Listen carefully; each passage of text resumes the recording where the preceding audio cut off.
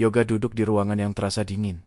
Bahkan di tengah hari, kantor agensi investigasi swasta miliknya hanyalah sebuah ruang sempit, tempat debu masa lalu berkumpul. Ia bukan lagi detektif. Ia adalah arsitek kehampaan, membangun hidupnya di atas puing-puing tragedi yang menimpanya 5 tahun silam. Keadilan, baginya, hanyalah kata yang diucapkan oleh mereka yang belum pernah kehilangan segalanya. Pintu kantornya terbuka tanpa suara. Masuklah Risa, seorang wanita dengan tatapan setajam kaca yang baru pecah. Risa tidak membawa tas, tidak mengenakan perhiasan. Ia hanya membawa sebuah amplop coklat tipis yang terasa berat oleh rahasia.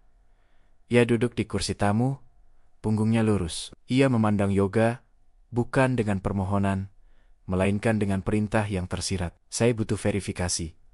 Risa memulai, suaranya rendah dan terkontrol, seolah ia sedang membaca sebuah kronologi kematian. Verifikasi itu mengenai Pramana, seorang pengusaha properti yang baru saja ditemukan meninggal dunia di apartemen mewahnya. Media menyebutnya bunuh diri. Polisi menutup kasusnya. Namun Risa bersikeras ada yang terlewat, ada yang disembunyikan. Yoga mengambil amplop itu. Begitu ia melihat nama Pramana, sepotong es menusuk ulu hatinya. Pramana adalah orang yang bertanggung jawab atas kehancuran hidup Yoga. Takdir adalah penulis naskah yang sangat kejam. Yoga kini dihadapkan pada wajah masa lalunya oleh seorang wanita asing. Risa meminta Yoga menyelidiki, bukan untuk menemukan pembunuh, melainkan untuk memastikan Pramana benar-benar mati oleh tangannya sendiri. Kontrak itu ditandatangani. Harga yang Risa tawarkan sangat tinggi, jauh melebihi tarif normal Yoga, seolah ia membayar untuk ketenangan abadi. Yoga mengamati Risa. Tidak ada kesedihan, tidak ada duka, hanya ketenangan yang menakutkan. Seperti danau yang permukaannya beku sempurna. Ia merasa Risa tidak meminta investigasi. Ia meminta pengesahan. Hari pertama, Yoga mendatangi gedung apartemen Pramana. Bau disinfektan masih melekat kuat di lorong. Mencoba membersihkan jejak keputusasaan. Ia berbicara dengan petugas keamanan, yang bersumpah Pramana tidak pernah menerima tamu pada hari kematiannya. Di mata Yoga setiap detail di tempat kejadian tampak janggal. Cangkir kopi yang rapi, catatan bunuh diri yang terlalu puitis, dan jendela yang tertutup rapat. Orang yang bunuh diri, menurut pengalaman Yoga, jarang sekali meninggalkan kerapian. Kematian selalu menyisakan kekacauan, bukan harmoni yang dingin. Ia mengambil beberapa foto, termasuk foto jam tangan Pramana yang pecah pada pukul 3 dini hari. Yoga mengunjungi kantor Pramana. Perusahaan itu tampak berjalan normal, seolah kematian bosnya hanyalah gangguan kecil. Ia berbicara dengan asisten Pramana, seorang pria muda yang gugup, yang bersikeras bahwa Pramana tidak memiliki musuh. Pramana hanya terlalu ambisius, ujar asisten itu, menyiratkan bahwa tekanan bisnislah yang membunuh bosnya. Yoga melihat lebih dalam ke arsip digital. Semua transaksi keuangan Pramana bersih, steril dari masalah, terlalu bersih. Di dalam laci meja Pramana, Yoga menemukan sebuah buku harian kecil dengan sampul kulit hitam yang terkunci. Buku harian itu tidak berisi catatan bunuh diri, melainkan daftar nama dan tanggal. Seperti sebuah agenda janji temu, tanggal kematian Pramana dicoret dengan tinta merah. Seolah-olah janji itu telah dipenuhi. Yoga mencoba menghubungkan nama-nama di daftar itu, tetapi mereka berasal dari lingkaran sosial yang berbeda-beda, tanpa benang merah. Ia kembali ke kantornya, menyusun potongan teka-teki itu di atas meja. Meja itu kini dipenuhi bayangan Pramana dan pertanyaan tentang Risa. Setiap kali Yoga mendekati kebenaran, ia merasa seperti sedang mengupas kulit bawang. Lapisan luarnya mudah, namun lapisan intinya membuat mata pedih. Yoga memanggil Risa untuk pertemuan kedua. Ia ingin melihat reaksi Risa terhadap kejanggalan yang ia temukan. Risa datang dengan pakaian yang berbeda, tetapi ketenangan yang sama. Ia mendengarkan Yoga tanpa berkedip, seolah ia telah membaca naskah ini sebelumnya. Ketika Yoga menyebutkan buku harian itu, Risa hanya bergumam. Pramana selalu teratur dalam segala hal, termasuk dalam janji-janji. Yoga mengajukan pertanyaan yang paling penting. Apa motif Anda? Risa mencondongkan tubuh sedikit. Motif saya adalah masa lalu. Sama seperti motif Anda menerima kasus ini. Yoga terdiam. Risa tahu tentang Yoga. Tahu tentang tragedi yang merenggut tunangan Yoga 5 tahun lalu.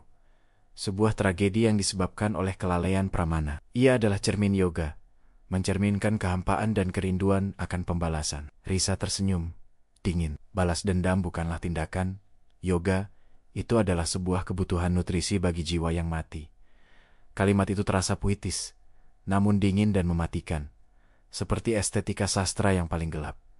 Yoga menyadari, Risa adalah dalang yang sempurna. Ia tahu bagaimana memanipulasi keadilan dan bagaimana memanfaatkan dendam orang lain. Malam itu, Yoga menghabiskan waktu di perpustakaan kota, mencari nama-nama di daftar Pramana. Ia menemukan bahwa semua nama itu adalah korban tidak langsung dari skema bisnis gelap Pramana. Seorang pengusaha kecil yang bangkrut, seorang janda yang kehilangan rumah, seorang mahasiswa yang dipaksa putus kuliah. Yoga melihat pola.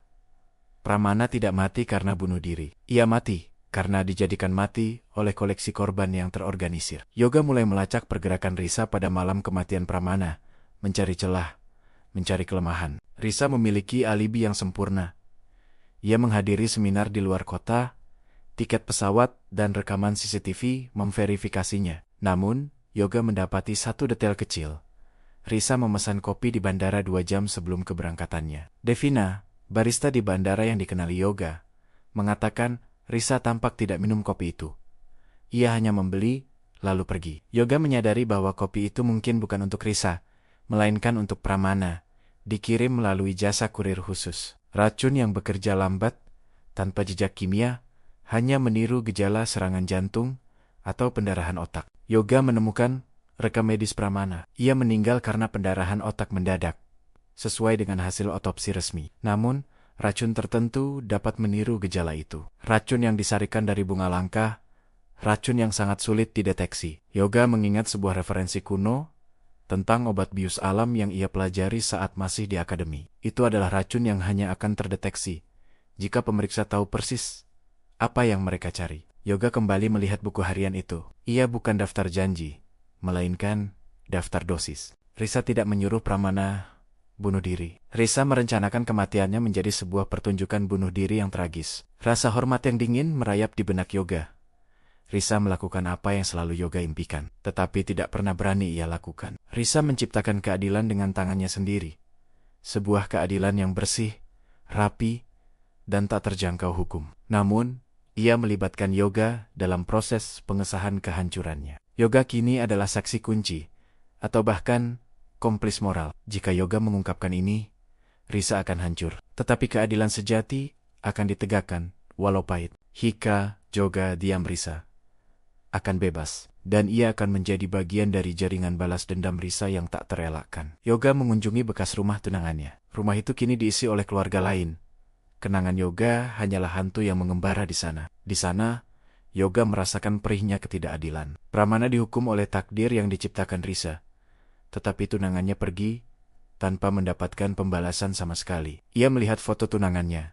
Senyumnya yang hilang terasa seperti kutukan yang nyata. Malam itu, Yoga memutuskan untuk menemui Risa, bukan untuk menuduh, tetapi untuk memahami, untuk membebaskan dirinya dari beban moral. Yoga menunggu Risa di sebuah kafe tua yang remang-remang, tempat di mana rahasia bisa disajikan bersama kopi pahit.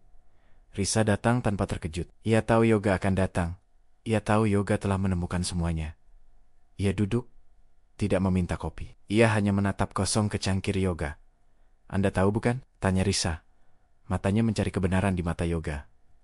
Yoga mengangguk. "Aku tahu Pramana tidak bunuh diri. Kau yang merencanakannya. Menggunakan daftar korban." Risa tersenyum pahit, seperti seorang filsuf yang baru saja membuktikan tesis yang menyakitkan. "Aku tidak menyebutnya balas dendam, Yoga.